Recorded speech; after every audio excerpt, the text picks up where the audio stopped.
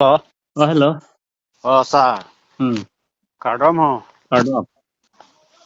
Wala so arita kam sapi kene dong lo. Tulira mabong pen Rita kram sapia supi ke cepangria lo. Eh Alah ti asupi bangsi paswa party long pen ang si o noi pusi bang hipu.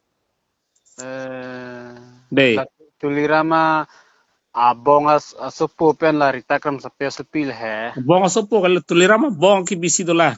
Oh.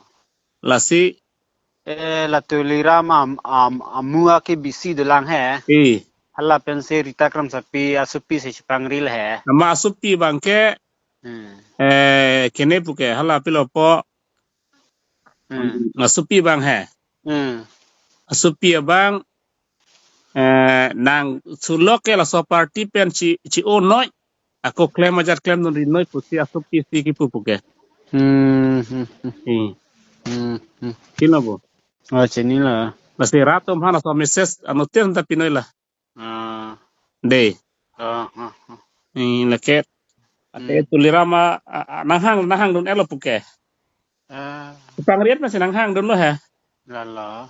eh pen La season mandet lidi. Ala batai sini litum dak batai sini ladang ni litum cintong along ha. i Ala women wenga nang seng ceng hot am ser along evang matila. i Hala sota nilitum sisi ben se la presiden saho jayu gari pen tren along tiket katido nang lang ta. jo la son mat di Sekai siso nang sekai la si wang nang ni son mani pun ni tim kalau seben sekai cipule.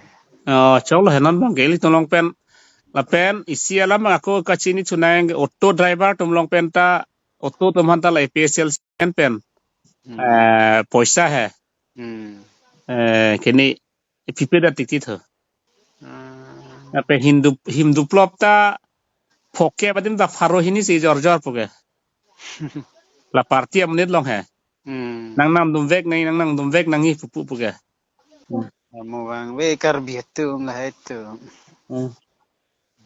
Kulo saran tu deh. ai phone bane ga Me phone. chap chap chap de Right.